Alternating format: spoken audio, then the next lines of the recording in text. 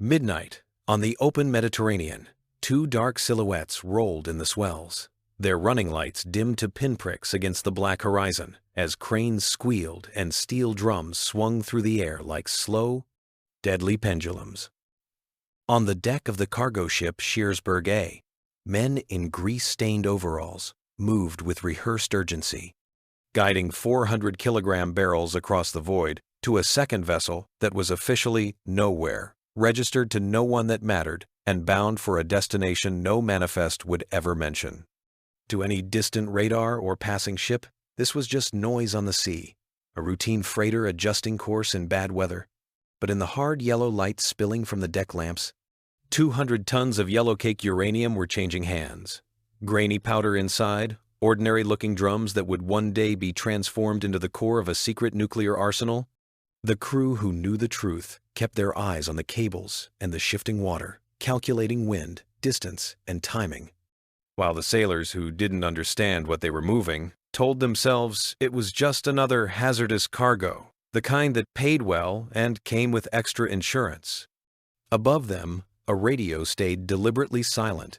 No distress calls, no position updates, only the soft murmur of internal chatter as the captain watched the clock and the horizon, calculating how long before dawn painted these clandestine movements in unforgiving gray. Somewhere far away, in offices lined with maps and classified reports, men who would never smell the salt air of this night had already decided that this risk was acceptable, that this cargo was worth more than the laws it violated and the nations it embarrassed. On paper, the Scheersberg A was supposed to be steaming cleanly from Antwerp to Genoa, carrying uranium for Italy's civilian nuclear program, another anonymous piece of Europe's atomic age infrastructure. Instead, its cargo was being siphoned off in the dark by a state that officially had no nuclear weapons, no bomb program, and no intention of ever admitting otherwise. When the last drum thudded into place on the receiving ship, when the cranes folded back and the ganglines were cut, the two vessels eased apart like strangers who had exchanged contraband in a back alley and now pretended never to have met. By sunrise, one ship would be angling east toward a remote reactor in the Negev desert, while the Scheersberg A would resume its official course, its hold empty, and its captain already rehearsing the story he would eventually tell authorities about pirates, guns, and a heist that never happened. Years later, investigators would stare at the gaps in the logs and the holes in the paperwork, wondering how an entire shipment of uranium had vanished in a sea supposedly controlled by NATO navies, and why every trail, every motive, every clue pointed toward a country that denied everything and yet clearly had the most to gain. The operation, now remembered as Plumbat, began and ended in secrecy, but its consequences radiated far beyond that silent night, reshaping the balance of power in the Middle East and exposing just how fragile the world's nuclear safeguards truly were. The path to that midnight transfer did not begin on the Mediterranean, but in the ashes of Europe after World War II, when a short, intense man named David Ben-Gurion looked at the ruins of Jewish communities and concluded that the next Jewish state would survive only if it possessed the ultimate insurance policy, the power to make any future attempt at extermination suicidal. In 1948, Israel was born surrounded by hostile Arab states with larger populations, more territory, and deeper resources. And every war, every mobilization reinforced the same lesson. Conventional strength would never be enough on its own. In quiet conversations, behind closed doors, Ben-Gurion and a tiny circle of advisors began talking about nuclear energy, not as a scientific curiosity, but as a shield, a doomsday guarantee that no enemy could ignore. To the Israeli public, he was the father of the nation, the man who read out the Declaration of Independence. To scientists and planners, he was the architect of a program that would never be debated in Parliament, never submitted to cabinet votes, and never described honestly to allies. The target was not a person but a resource, uranium, the dull yellow rock that could be refined into the fuel for reactors and, eventually, weapons. Israel had almost none of it in its own soil, no rich veins like those in the Belgian Congo or South Africa, no sprawling industrial plants to mill and convert it. What it had instead was desperation, intelligence, talent, and a willingness to operate in the gray zones of international law. In the 1950 seconds, France became the first essential partner, agreeing to help Israel build a reactor in the Negev desert near the small town of Dimona, officially a textile plant, and then a metallurgical research center. Euphemisms so thin that foreign analysts treated them as dark jokes rather than believable cover. French engineers designed the core, French companies shipped equipment, and French technicians walked Israeli teams through the rituals of atomic construction, even as Charles de Gaulle's rise shifted Paris toward a more cautious stance in the Middle East. To French bureaucrats, uranium shipments to Israel were line items in export ledgers. To Israel's tiny nuclear establishment, they were lifelines. Each drum of ore a step closer to a bomb no one would admit to building. When French policy cooled and deliveries slowed, the vulnerability became impossible to ignore. Without a secure supply of uranium, the reactor at Dimona would be a monument, not a deterrent. Intelligence reports on European uranium markets piled up on desks in Tel Aviv, maps were pinned with shipping routes from Belgian ports, and the abstract problem, how to fuel a secret reactor in a hostile world, began to crystallize around a single, tantalizing possibility. Intercept not a weapon, not a scientist, but a civilian shipment of yellowcake in transit, and divert it so cleverly that no one could ever prove who had done it. Inside Israel's security establishment, the realization that uranium supply could be cut off at a foreign leader's whim transformed an engineering project into a national emergency. And the question became not whether to act, but how far they were willing to go to guarantee fuel for Dimona. In conference rooms shielded from microphones and prying eyes, senior officials from the Defense Ministry, the Nuclear Energy Commission, and Mossad weighed options that ranged from more aggressive diplomacy to outright theft, knowing that each path carried different risks of scandal, sanctions, or exposure. Some argued for patience, insisting that pressuring France, courting new suppliers in Africa and Latin America, and leaning on sympathetic scientists in Europe would eventually bring enough material through legal channels, even if slowly. Others, hardened by memories of the 1948 and 1956 wars and skeptical of international promises, argued that relying on foreign goodwill for existential security was insanity. It was in these arguments that a code name quietly appeared. Plumbat, a bureaucratic label derived from the Latin word for lead that would allow documents to refer to the operation without ever mentioning uranium. On paper, Operation Plumbat was nothing more than a logistical arrangement, a line in a planning document. But in reality, it represented a decision that Israel would seize what it needed if the world would not sell it. The political leadership understood the stakes clearly. If the operation was discovered and traced back, Israel could face diplomatic isolation, economic pressure, and accusations of sabotaging the emerging nuclear non-proliferation regime. The United States, already uneasy about Dimona, might be forced to distance itself. Yet the alternative was worse: a reactor that could not run, a nuclear program that stalled, and an enemy coalition that might one day feel safe enough to gamble on total war. In the end, the logic that had guided Israel since its founding prevailed. Survival trumped legality, secrecy trumped transparency, and the gamble seemed worth taking if it could be wrapped in enough deniability. Mossad was tasked with turning the concept into a workable plan, its officers given a clear mandate and very little in the way of constraints beyond a single, overarching instruction: if anything went wrong, it must be possible for Israel to deny involvement with a straight face. No signatures, no national flags, no direct transfers from Israeli ports. The operation had to look, from every angle, like a sophisticated criminal fraud, the kind that embarrassed companies and insurers but did not topple governments. Plumbat, as defined in those early planning sessions, was less a heist than a test of whether a small state could bend the global nuclear trade to its will without leaving fingerprints. Mossad's first move was not to buy a ship or hire a captain, but to understand the battlefield, the global flow of uranium controlled by a handful of mining companies, regulators, and utilities who trusted paperwork more than they trusted each other's motives.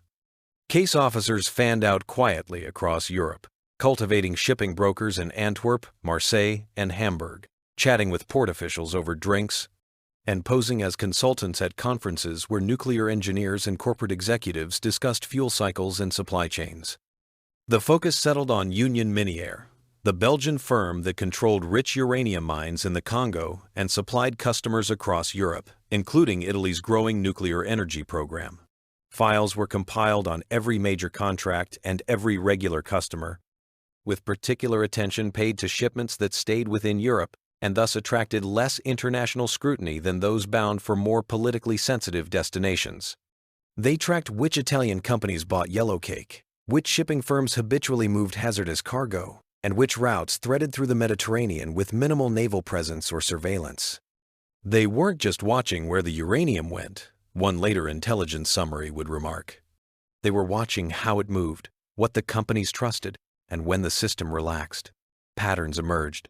Antwerp as a favored loading port, Genoa as a common destination. Standard insurance policies, predictable documentation. Weaknesses emerged too. Regulators relied heavily on paperwork generated by companies. Port inspections were uneven, and as long as drums were sealed and labeled correctly, few officials had either the expertise or the incentive to verify the contents. Somewhere in those patterns, Mossad analysts concluded, there had to be a shipment vulnerable enough to be taken without triggering an international crisis.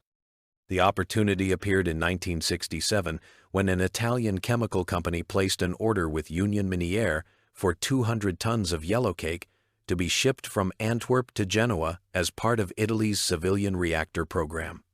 It was a large but not unprecedented order, the kind that justified paying a specialized shipping firm to handle hazardous material. For Mossad planners, it was perfect. High value, predictable route, and just enough distance between seller and buyer that an intermediary transport company could plausibly be inserted.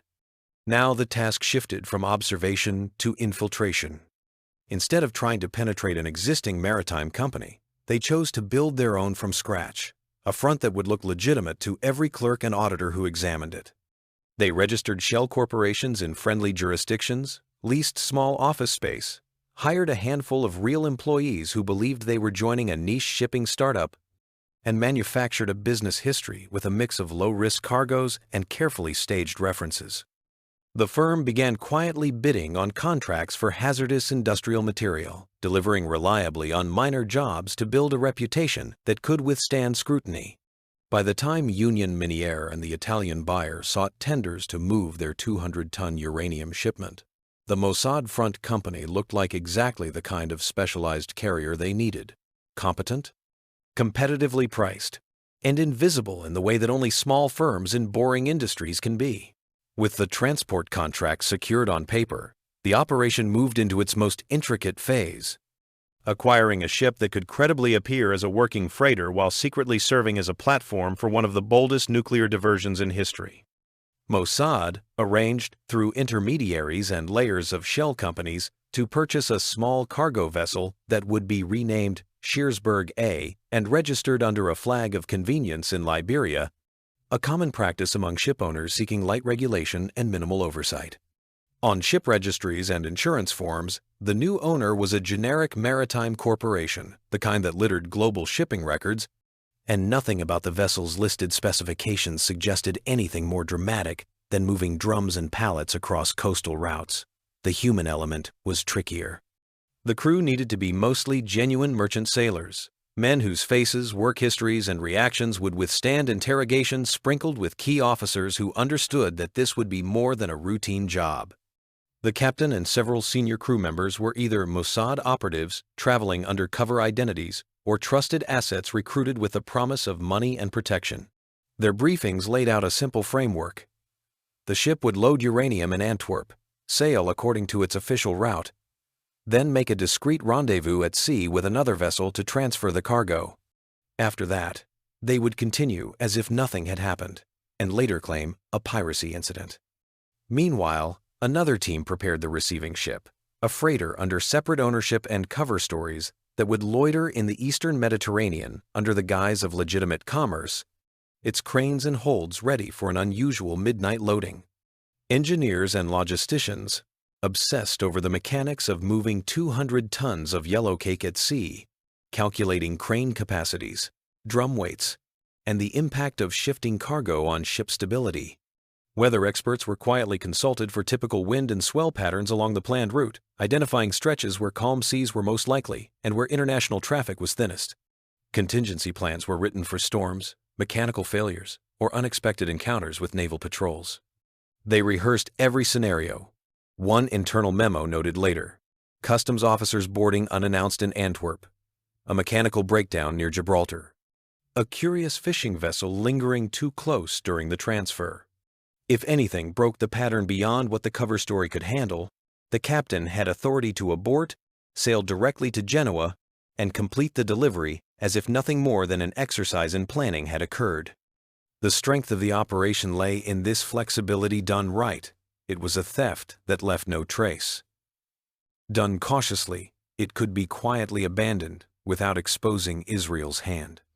Every screwdriver loaded onto the Scheersberg A, every forged shipping document filed in a European port office, and every cover story drilled into the crew's memories was another layer in a deception designed to make the world believe that if anything went wrong, it was just business gone bad, not statecraft at work in the shadows. In early November 1968, Belgian dock workers in Antwerp began the routine, exhausting job of loading the Scheersberg A with hundreds of steel drums marked with radiation hazard symbols and paperwork identifying their contents as uranium concentrate destined for an Italian chemical facility in Genoa. Union Miniere representatives counted and checked each drum against invoices, Italian observers verified the totals, and port officials stamped forms that would later be used by investigators to prove that, at least at the point of departure, everything had been exactly as the contracts promised. The ship slipped down the Scheldt River into the North Sea, passed through the English Channel, and then turned south toward the Strait of Gibraltar, filing regular position reports and maintaining radio contact with maritime authorities. To anyone tracking commercial traffic, the voyage was unremarkable. One line among many on plotting charts. When the Scheersberg A cleared Gibraltar and entered the Mediterranean, the script began to change in ways that no radar screen could capture. The captain adjusted course slightly, not enough to draw attention, steering toward prearranged coordinates where the second ship lay waiting beyond the main lanes of commercial traffic. Night fell, and with it came the most delicate hours of Plumbat. The rendezvous was executed with cautious precision, the two freighters drawing close enough that lines could be passed and cranes positioned, yet not so close that a sudden swell would slam them together. Work lamps flickered to life, throwing stark circles of light onto the decks as the first drums were lifted from the Scheersberg A's hold and swung slowly through the air, the cables groaning under the weight. The sea slapped against the hull, and every gust of wind, every shift in the swell, was a potential disaster. A dropped drum could vanish into deep water or punch through a deck, creating an accident too large to conceal. On both vessels, crews worked in near silence, communicating with gestures and short, practical shouts, moving the drums like pieces in a game where every mistake had geopolitical consequences. Hours passed before the last barrel crossed the gap and the receiving ship's hold was secured, its crew already preparing to vanish into commercial anonymity and eventually make its way toward a point where the cargo could be transferred again, more discreetly, toward Israel. The Scheersberg A, suddenly light in the water, turned north and resumed a course that would eventually bring it not to Genoa, but to Iskenderun, a Turkish port where the second act of the deception would unfold. When the ship finally docked there in early December, the captain reported that pirates had boarded in the night, somewhere in the Mediterranean, armed men who had locked the crew below decks and made off with the uranium. There were no bullet holes, no damaged doors, no distress calls recorded in radio logs, but the story was repeated firmly, as if confidence could substitute for evidence. Turkish officials informed Interpol, Italian authorities were alerted that their uranium would not be arriving, and suddenly a routine commercial shipment had become an international mystery. From the moment the piracy report hit their desks, investigators in Europe and Turkey sensed that something about the Scheersberg A story was off, and as they dug deeper, The layers of implausibility piled up faster than the official explanations. Piracy in the Mediterranean in the late 1960s was virtually unheard of. The kind of gang that could board a freighter at sea, control its crew for hours, and transfer 200 tons of hazardous cargo without leaving obvious damage would have needed resources and expertise closer to a navy's than a smuggler's. Radio logs showed no distress calls, despite the fact that merchant captains knew that piracy claims required immediate reporting. The crew's testimonies were inconsistent on crucial details: how many attackers, what weapons they carried, how long they remained aboard, suggesting they were repeating a script rather than reliving a trauma.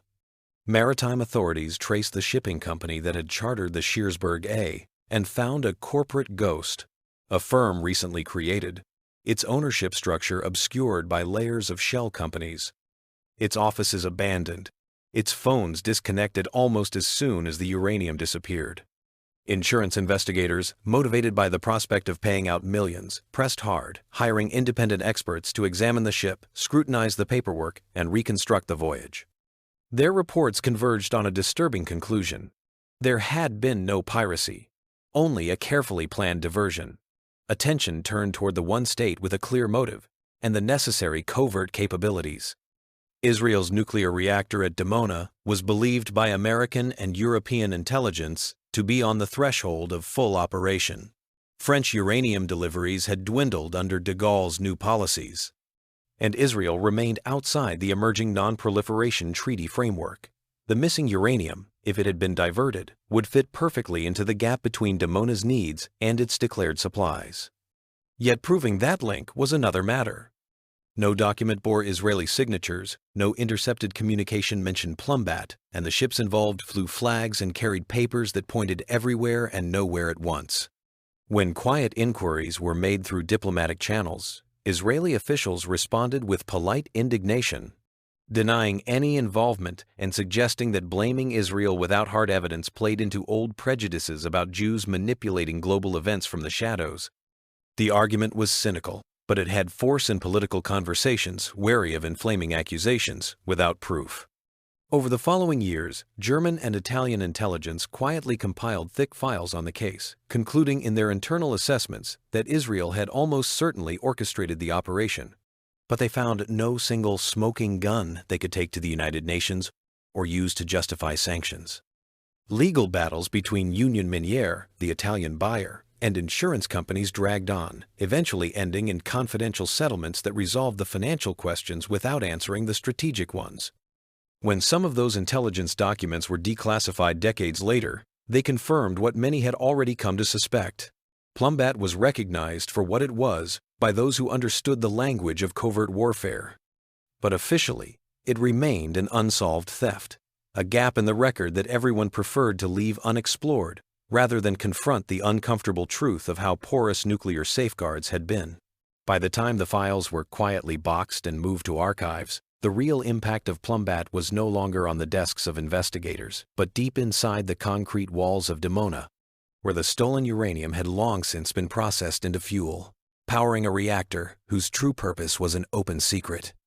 The plutonium produced there, combined with other clandestinely acquired material and knowledge gathered from open scientific literature and espionage alike, gave Israel what American analysts by the early 1970s assessed as a workable nuclear weapons capability, even if no test was ever acknowledged. To Arab states that had fought Israel in 1948 and 1967, this changed the calculus profoundly. Any future war carried the shadow of an ultimate retaliation that could incinerate cities rather than just divisions. Egyptian President Anwar Sadat's decision to pivot from war to diplomacy after 1973 was shaped partly by this recognition, as was Syria's caution in later confrontations. The deterrent value of the weapons that Plumbat helped fuel lay not in their use, but in their existence, a silent factor in every strategic decision touching Israel's borders.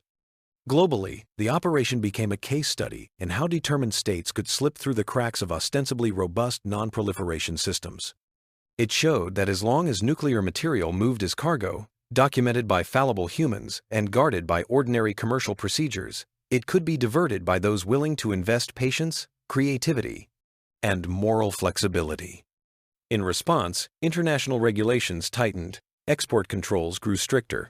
The International Atomic Energy Agency expanded its safeguards, and nuclear shipments came under more rigorous tracking. Yet even as officials cited Plumbat as a warning, the ethical debate remained unresolved. From one perspective, Israel had stolen material that did not belong to it, undermined international norms, and contributed to the spread of weapons whose destructive potential threatens humanity as a whole. From another, a small state founded in the shadow of genocide had acted to ensure that it could never again be annihilated, using covert means precisely because it could not afford to trust the promises or sympathies of others. For the Mossad officers who planned and executed Plumbat, the operation was a professional triumph. The seamless merging of intelligence collection, front companies, maritime logistics, and strategic deception, all carried out without casualties and without conclusive exposure. For nuclear security experts, it was a sobering lesson in the ingenuity of those who feel cornered. Decades later, the name Plumbat still signals a particular kind of operation, one where the most consequential theft leaves no broken vaults or dead guards, only corrected ledgers and altered balances of power. It revealed a world in which some of the most decisive acts of statecraft occur far from parliaments and headlines, in the quiet decisions to bend rules written for a safer time. Whether one sees it as justified self-defense or reckless proliferation, the uranium that vanished from a freighter in the Mediterranean did more than fuel a reactor. It helped define the boundaries of what a vulnerable state is willing to do when it believes its survival is not guaranteed.